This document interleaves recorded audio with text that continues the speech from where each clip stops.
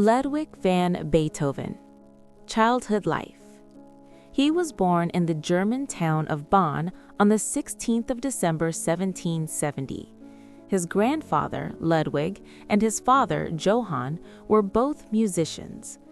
Johann was to act as little Ludwig's first music teacher, but Ludwig soon changed to the court organist C.G. Neffe. Passing 11 years of age, Ludwig deputized for Neffe and at 12 had his first music published. He then stayed as Neffe's assistant until 1787, when at 17 he took off for Vienna. Even though Vienna was to be his home for the rest of his life, this first visit was short. On hearing that his mother was dying, he quickly returned to Bonn. 5 years later, he finally moved to Vienna to live and work. After arriving in 1792, he studied composition and counterpoint under Haydn, Schenk, Salieri, and Albrechtsberger. At the same time, he tried to establish himself as pianist and composer. His good relations with the town's aristocracy soon led to a secured income.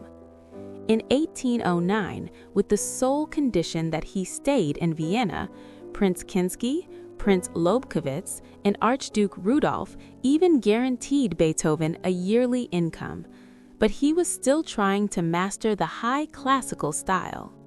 Adulthood life. This strive culminated in the Second Symphony from 1801 through 1802. From now up until 1813, Beethoven develops and enhances the high classical style into a more dynamic and individualistic style.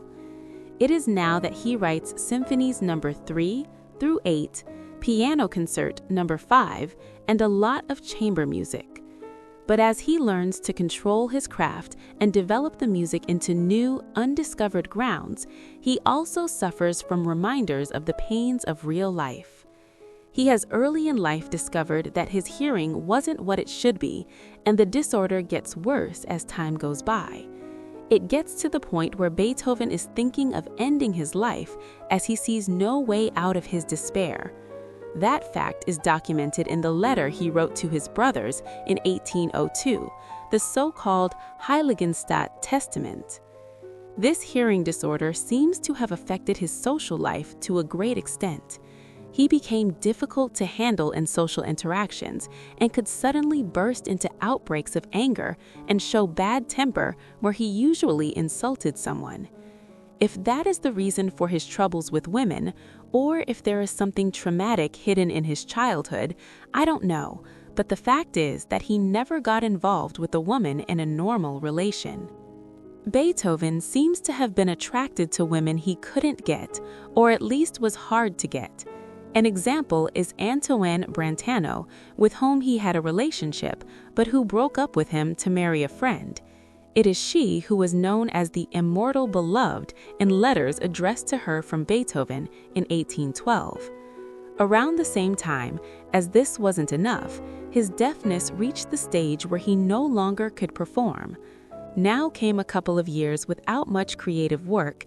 Instead, he was tormented by personal matters concerning his nephew, of which he tried to gain custody when the brother died in 1815. But Beethoven didn't have the capacity of a domestic human being, and even though he did win the struggle for custody, Beethoven's relation with the nephew was tense and burdensome, and it reached the point where little Karl tried to take his own life in 1826. His music is described as less dramatic and more introvert, but also, I would like to add, more mature and secure. It has a flavor of the genius growing old and an obvious attitude. Listen, for example, to Symphony No. 9. It is complete. There is really not much to add as I see it. The above-mentioned piece gave him, at last, a bit of economical success, and he could live his last years in relative welfare. But this period is still characterized by his lack of funds, much because his former patrons no longer could support him.